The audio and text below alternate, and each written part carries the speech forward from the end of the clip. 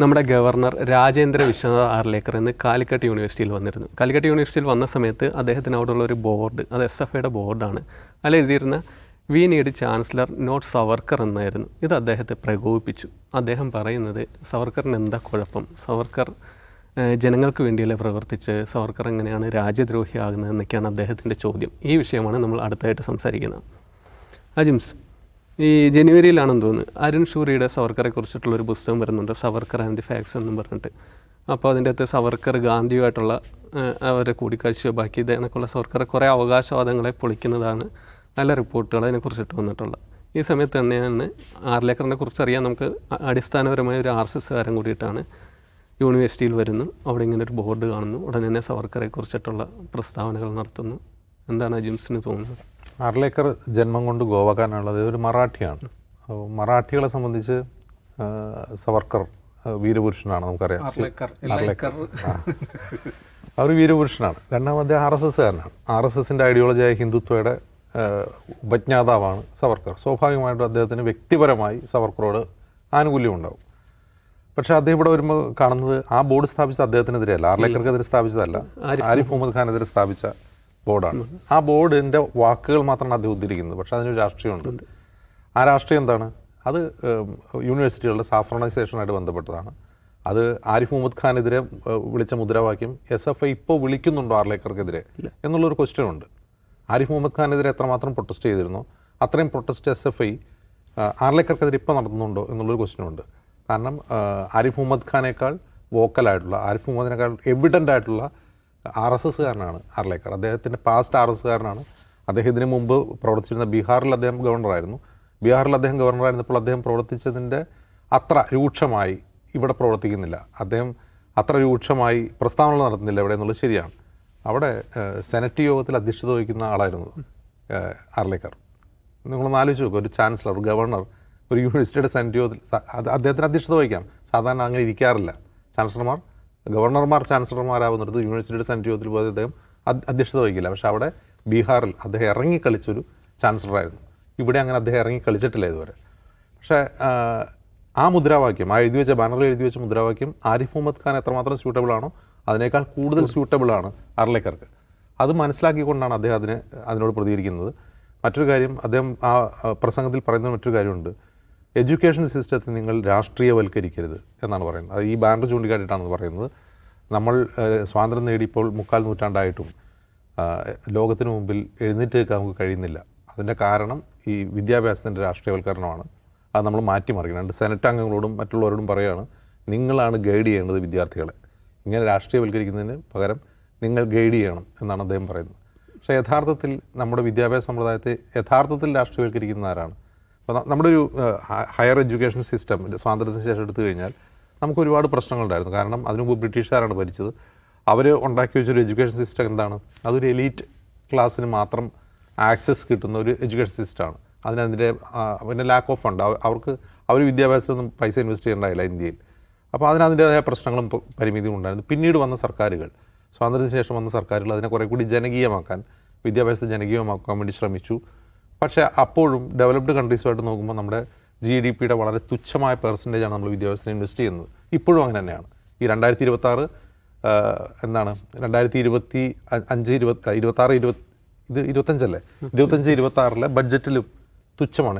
തുച്ഛമാണെന്ന് പറയുന്നത് ഇപ്പോൾ national education policy നടപ്പാക്കുന്ന ഒരു സർക്കാരാണ് ഇപ്പോഴും GDPയുടെ 2% താഴെ മാത്രം ഈ എഡ്യൂക്കേഷന് വേണ്ടി ഇൻവെസ്റ്റ് ചെയ്യുന്നത്.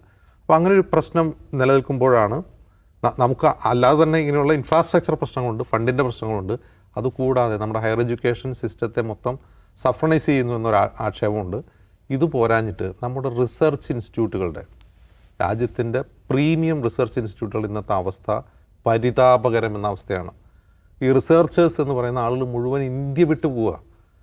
ഇവിടെ ജോലി കിട്ടുമെന്നോ ഇവിടെ കൂടുതൽ നല്ല ജീവിതം ഉണ്ടാവുമെന്നോ ഒന്നും പ്രതീക്ഷിക്കുക പോലും ചെയ്യാതെ ഈ രാജ്യം വിട്ടു പോയിക്കൊണ്ടിരിക്കുകയാണ് ആളുകൾ. കാരണം അത്രമാത്രം സയൻസ്, റിസർച്ച്, R&D പോലുള്ള മേഖലകളിൽ ആളുകൾ ഇന്ത്യയിൽ നിൽക്കുന്നില്ല. കാരണം അങ്ങനൊരു അറ്റ്മോസ്ഫിയറേ ഇല്ലാത്തൊരവസ്ഥയിലേക്ക് കഴിഞ്ഞ 10 വർഷം കൊണ്ട് രാജ്യത്തെ മാറ്റിയിട്ടുണ്ട്. അങ്ങനെ രാജ്യത്തെ മാറ്റിയ പാർട്ടി അപ്പോയിൻറ്റ് ചെയ്ത ഗവർണറാണ് ഇന്ന് എഡ്യൂക്കേഷൻ സിസ്റ്റത്തിൻ്റെ പൊളിറ്റിസൈസേഷനെ പറ്റി സംസാരിക്കുന്നത്. മറ്റൊരു പ്രധാനപ്പെട്ട കാര്യം, ആർലേക്കർക്കെതിരെ അങ്ങനെ ഒരു പ്രൊട്ടസ്റ്റ് ഉയരുന്നില്ല. അങ്ങനെ പ്രൊട്ടസ്റ്റ് വരുന്ന സാഹചര്യത്തിൽ കൂടിയല്ല അദ്ദേഹം ഇങ്ങനെ രൂക്ഷമായി പ്രതികരിച്ചത്. എന്ന് മാത്രം അദ്ദേഹം സ്ഥാനം ഏറ്റെടുത്തതിന് ശേഷം വളരെ ഡിപ്ലോമാറ്റിക്കലി ആണ് ഈ എക്സിക്യൂട്ടീവിനോട് പെരുമാറുന്നത്. സർക്കാരിനോടും അതിൽ യൂണിവേഴ്സിറ്റിയോടും വളരെ ഡിപ്ലോമാറ്റിക്കലിയാണ് പെരുമാറുന്നത്. ആരിഫ് മുഹമ്മദ് ഖാനെ പോലെ ഒരു അമിത ഭാഷണം നടത്തുന്ന ആളല്ല. ആരിഫ് മുഹമ്മദ് ഖാനെ പോലെ മികച്ചൊരു കമ്മ്യൂണിക്കേറ്ററും അല്ല അദ്ദേഹം. അദ്ദേഹത്തിൻ്റെ പ്രസംഗം അങ്ങനെ ആശയങ്ങൾ പ്രകാശിപ്പിക്കാൻ കഴിയുന്ന ഒരു പ്രസംഗവും അല്ല അദ്ദേഹത്തിൻ്റെ. ഇവിടെ ശ്രദ്ധിക്കേണ്ട ഒരു കാര്യം, കഴിഞ്ഞ 2 ആഴ്ച മുമ്പാണ് മുഖ്യമന്ത്രി പിണറായി വിജയൻ നിർമ്മലാ സീതാരാമൻ കേന്ദ്ര ധനമന്ത്രിയെ കാണാൻ പോയപ്പോൾ അതിന് മധ്യസ്ഥത വഹിച്ചത് ഇതേ ആർലേക്കറാണ്. അത് വളരെ അത്യപൂർവമായ സംഭവമാണ്. ഒരു മുഖ്യമന്ത്രി കേന്ദ്രമന്ത്രിയെ കാണാൻ സാധാരണ അങ്ങോട്ടാണ് പോവുക, പക്ഷേ കേരള ഹൗസിലേക്ക് കേന്ദ്ര ധനമന്ത്രി ഇങ്ങോട്ട് വരുന്നു, അതിന് മധ്യസ്ഥനായി ആർലേക്കർ നിൽക്കുന്നു. അപ്പോൾ കേന്ദ്രവും കേരളവും തമ്മിലുള്ള ഫെഡറൽ ഡിസ്പ്യൂട്ടിൽ ഒരു മധ്യസ്ഥനായി പഴയ RSകാരനായ ആർലേക്കർ നിൽക്കുന്നു. അതേ ആർലേക്കറാണ് എന്ത് ചെയ്യുന്നത്, കാലിക്കറ്റ് യൂണിവേഴ്സിറ്റിയിൽ ഈ ബാനർ ചൂണ്ടിക്കാട്ടിയിട്ട് രാഷ്ട്രീയവൽക്കരിക്കുന്നത് വിദ്യാഭ്യാസത്തെ എന്ന് പറയുന്നത്. അപ്പോൾ ഇതിലെന്തൊക്കെയോ പൊരുത്തക്കേടുകളുണ്ട്, ചേരായ്മകളുണ്ട്. ആരിഫ് മുഹമ്മദ് ഖാനും സർക്കാരും സംസ്ഥാന സർക്കാരും തമ്മിലുണ്ടായിരുന്ന ക്ലാഷ്, ആ ക്ലാഷ് അല്ല ഇപ്പോൾ നമ്മൾ കാണുന്നത്. ഇത് വേറൊരു തരം ഡ്രാമയാണ്. എന്ത് ഡ്രാമയാണെന്ന് ഇനി വരും ദിവസങ്ങൾ അത് ഇവോൾവ് ചെയ്ത് സ്വയം എക്സ്പോസ് ചെയ്യപ്പെടുമെന്നാണ് ഞാൻ കരുതുന്നത്. ഇതാവും സാർ, ഈ ആരിഫ് മുഹമ്മദ് ഖാനുമായിട്ട് ബന്ധപ്പെട്ടുള്ള വിവാദങ്ങളിൽ ഒരു പ്രസ്താവന അവിടെ നിന്നുണ്ടായാൽ തൊട്ടടുത്ത ദിവസം അല്ല അതിൻ്റെ അടുത്ത ദിവസം കേരളത്തിലെ കലാലയങ്ങളിലൊക്കെ SFI പോസ്റ്ററുകളും ബാനറുകളും വെക്കാറുണ്ട്. പ്രത്യേകിച്ച് മഹാരാജാസ് കോളേജിൻ്റെ വാതിക്കലായിരിക്കും ഏറ്റവും കൂടുതലായിട്ട്, അല്ലെങ്കിൽ കേരളം ഇങ്ങനെ ആകർഷിക്കുന്ന രീതിയിൽ വെക്കാറുള്ളത്. ഇതിപ്പോൾ ആർലേക്കർ SFIയുടെ പോസ്റ്ററിനെ അല്ലെങ്കിൽ അവരുടെ ബോർഡിനെ കുറിച്ചാണ് പറയുന്നത്. അതോടൊപ്പം തന്നെ അജിംസ് പറഞ്ഞ കണക്ക് തന്നെ കുറച്ച് നാൾ മുമ്പ് ഡൽഹിയിൽ നടന്ന ആർലേക്കറുടെ മധ്യസ്ഥതയിൽ നടന്ന കൂടിക്കാഴ്ചയും വിരുന്നുമൊക്കെ നമ്മുടെ മുമ്പിലുമുണ്ട്. ഈ SFI ആർലേക്കർ സവർക്കർക്കെതിരെ പറയുമ്പോൾ ഈ SFI വീണ്ടും രംഗത്തിറങ്ങുമോ? വീണ്ടും ഒരു ഗവർണർ SFI പോരുകൂടിയിട്ടുണ്ടാകുമോ? SFI രംഗത്തിറങ്ങുമെന്നുള്ള ഇനിയുള്ള അവസ്ഥ നമ്മൾ കാത്തിരുന്ന് കാണേണ്ടതാണ്. ഇപ്പം ആരിഫ് മുഹമ്മദ് ഖാനുമായി ബന്ധപ്പെട്ട വിഷയത്തിൽ SFI വളരെ ഗംഭീരമായി അല്ലെങ്കിൽ വളരെ ശക്തമായിട്ട് തെരുവിലിറങ്ങിയിരുന്നു എന്ന് മാത്രമല്ല, നോക്കൂ, ഒരു ഘട്ടത്തിൽ ആരിഫ് മുഹമ്മദ് ഖാൻ കാറിൽ നിന്നിറങ്ങി SFI പ്രവർത്തകരെ നേരിട്ട് ചീത്ത വിളിക്കുകയും പിന്നെ എനിക്ക് പ്രൊട്ടക്ഷൻ തരുന്നതിൽ സ്റ്റേറ്റ് പരാജയപ്പെടുകയാണെന്ന് അദ്ദേഹം ആരോപണം ഉന്നയിക്കുകയും ചെയ്യുന്നുണ്ട്. ഒരു ഗവർണർ അങ്ങനെ ഒരു ആരോപണം ഉന്നയിക്കുമ്പോൾ അതിൽ ഗുരുതരമായ ഇംപ്ലിക്കേഷൻസ്, ഭരണഘടനാപരമായിട്ടുള്ള ഇതുണ്ട്. കാരണം വെച്ചാൽ ഒരു ഗവർണറുടെ പ്രൊട്ടക്ഷൻ എന്ന് പറയുന്നത് സംസ്ഥാന ഗവൺമെൻറ് ഉത്തരവാദിത്തമാണ്. ആ ഉത്തരവാദിത്തം നിർവഹിക്കുന്നതിൽ സംസ്ഥാന സർക്കാർ പരാജയപ്പെടുകയാണ് എന്ന് ഗവർണർ തന്നെ പരസ്യമായിട്ട് പറയുന്നു. അദ്ദേഹത്തിൻ്റെ യാത്രകൾ തടസ്സപ്പെടുന്നത് അതിൻ്റെ ഉദാഹരണമായിട്ട് അദ്ദേഹം ചൂണ്ടിക്കാണിക്കുന്നു. അതുപോലെ സംസ്ഥാന ഗവൺമെൻറ്റിനെ സംബന്ധിച്ചിടത്തോളം പ്രതിസന്ധി ഉണ്ടാക്കുന്നൊരു സിറ്റുവേഷനാണ്. അത് പ്രതിസന്ധി ഉണ്ടാക്കാൻ ആരിഫ് മുഹമ്മദ് ഖാൻ ശ്രമിക്കുകയായിരുന്നു.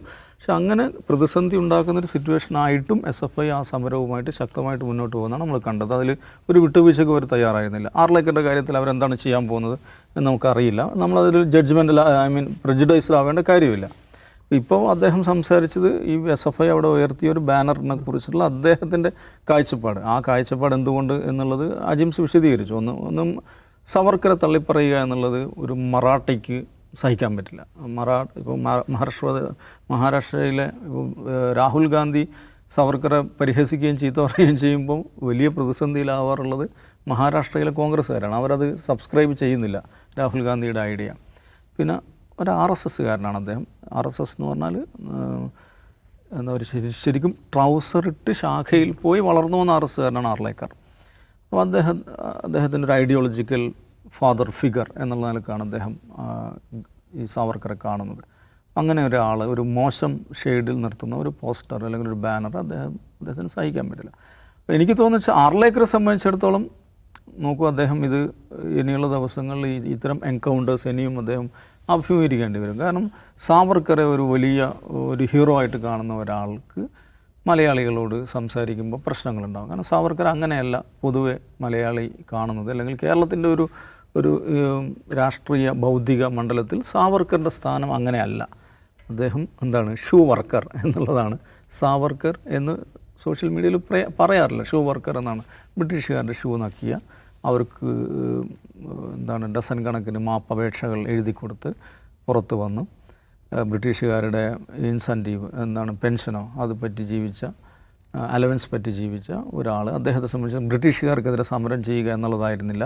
ബ്രിട്ടീഷുകാർക്കെതിരെ സമരം ചെയ്ത് ഊർജ്ജം കളയുന്നതിന് പകരം ആ ഊർജ്ജം മുസ്ലിങ്ങൾക്കെതിരായിട്ടുള്ള പോരാട്ടത്തിന് വിനിയോഗിക്കണം എന്ന് ആഗ്രഹിക്കുകയും എന്ന് ഹിന്ദു യുവാക്കളെ ഉത്ബോധിപ്പിക്കുകയും ചെയ്തിട്ടുള്ള ഒരാൾ. അങ്ങനെ ഒരാളെ എന്താണ് ആ നിലക്ക് തന്നെയാണ് മലയാളി സാമാന്യമായിട്ട് മനസ്സിലാക്കുകയും പരിശോധിക്കുകയും ചെയ്യുന്നത്. അപ്പോൾ ആർലക്കർ ഒരു സാവർക്കർ ഭക്തനായിട്ട് നിൽക്കുന്നു. പക്ഷേ അദ്ദേഹം ഗവർണറായിരുന്ന സംസ്ഥാനത്ത് അദ്ദേഹത്തെക്കുറിച്ചുള്ള ചിത്രം മാറ്റുന്നതാണ്. അതുകൊണ്ട് സ്വാഭാവികമായിട്ടും ഈ ഒരു എൻകൗണ്ടർ അല്ലെങ്കിൽ ഈ ഒരു ക്ലാഷ് ഇനി നമ്മൾ പ്രതീക്ഷിക്കണം. SFIയെ സംബന്ധിച്ചിടത്തോളം SFI നോക്കൂ, എന്തിൻ്റെ പേരിലാണ് SFI ആരിഫ് മുഹമ്മദ് ഖാനെതിരെ സമരത്തിന് ഇറങ്ങിയത്? ആരിഫ് മുഹമ്മദ് ഖാൻ എന്ന് പറയുന്ന വ്യക്തിക്കെതിരെയല്ല, ഈ ചാൻസലർ എന്ന് പറയുന്ന ഓഫീസ് ഉപയോഗിച്ചുകൊണ്ട് കേരളത്തിൻ്റെ വിദ്യാഭ്യാസ മേഖലയിൽ സ്റ്റാലിൻ്റെ ഭാഷയിൽ പറഞ്ഞാൽ കേരള സർക്കാരിൻ്റെ പണം ഉപയോഗിച്ച് പ്രവർത്തിക്കുന്ന കേരളത്തിലെ യൂണിവേഴ്സിറ്റികളെ കേരളത്തിലെ തിരഞ്ഞെടുക്കപ്പെട്ട സർക്കാരിന് ഒരു റോളുമില്ലാത്ത വിധം ചാൻസലറുടെ ഏകപക്ഷീയമായ അദ്ദേഹത്തിൻ്റെ ഇഷ്ടത്തിനനുസരിച്ച് ഭരിക്കുന്ന ഒരു രീതിയിലേക്ക് അദ്ദേഹം കൊണ്ടുപോയി. നിയമപരമായി അദ്ദേഹത്തിന് സാധിക്കും. അതാണ് ഇതിലൊരു പ്രശ്നം. കാരണം യൂണിവേഴ്സിറ്റികളുടെ ചാൻസലറായിട്ട് ഗവർണറെ വെച്ചിരിക്കുകയാണ്. ആ നിയമം മാറ്റാൻ ഈ സർക്കാരിന് സാധിക്കുമായിരുന്നു. പക്ഷേ അത് അതിനുവേണ്ടി സമയത്ത് നടപടിയെടുത്തില്ല. അപ്പം ആ ഒരു വിദ്യാഭ്യാസം, പ്രത്യേകിച്ച് ഉന്നത വിദ്യാഭ്യാസ മേഖലയിലുള്ള ചാൻസലറുടെ ഇടപെടൽ, അതിനെതിരെയാണ് SFI സമരം ചെയ്തത്. ഇപ്പോൾ നേരത്തെയുള്ള ചാൻസലർ നിശ്ചയിച്ച വൈസ് ചാൻസലർമാരാണ് ഇപ്പോൾ ഭരിക്കുന്നത്. അപ്പോൾ ആ ഇടപെടൽ ആർലേക്കർ തുടരുമോ? ആരിഫ് മുഹമ്മദ് ഖാൻ്റെ അതേ സ്വഭാവത്തിൽ തുടരുന്നുവെങ്കിൽ SFI അതിനോട് എന്ത് പൊസിഷൻ സ്വീകരിക്കും എന്നുള്ളതായിരിക്കും SFIൻ്റെ മുമ്പിലെ ചലഞ്ച്. അപ്പോൾ അതിൽ അജിംസ് ഇവിടെ പറഞ്ഞ കുറച്ച് ഡ്യൂബിയസ് ആയിട്ടുള്ള കാര്യങ്ങൾ. കാരണം ഇപ്പോൾ പിണറായി വിജയനും ആർലേക്കറും തമ്മിലൊരു ബന്ധം, അദ്ദേഹം ഒരു ഇടനിലക്കാരനെ പോലെ നിർമ്മലാ സീതാരാമനുമായുള്ള ചർച്ചയിൽ വന്നിരിക്കുന്നു. ആ സാധാരണമായ അപൂർവമായിട്ടുള്ളൊരു ദൃശ്യമാണത്. അങ്ങനെയൊക്കെയുള്ളൊരു പശ്ചാത്തലത്തിൽ എന്താണ് ഇവർ തമ്മിലുള്ള പരിപാടി എന്ന് ആളുകൾ സംശയിക്കുന്നൊരു സാഹചര്യമുണ്ട്. ആ സാഹചര്യത്തിൽ SFI എന്താണ് ഇദ്ദേഹത്തിൻ്റെ ഇടപെടലിനോട് SFI എങ്ങനെയാണ് പ്രതികരിക്കുക എന്നുള്ളത് നമ്മൾ ഇനിയുള്ള ദിവസങ്ങൾ കാത്തിരുന്ന് കാണേണ്ട കാര്യമാണ്. എന്തായാലും കേരളത്തിലെ സർവകലാശാലകളും ക്യാമ്പസുകളും പഠിക്കാൻ വേണ്ടി മാത്രമല്ല, അത് ജനാധിപത്യ പ്രതിഷേധങ്ങളുടെ അല്ലെങ്കിൽ പ്രക്ഷോഭങ്ങളുടെ ഇടം കൂടിയിട്ടാണ്. ആർലേക്കർ കൂടുതൽ ക്യാമ്പസുകളിലേക്കൊന്നും പോയി കാണത്തില്ല. അതായിരിക്കാം ഇങ്ങനെയൊന്നും പറഞ്ഞതും കാര്യം.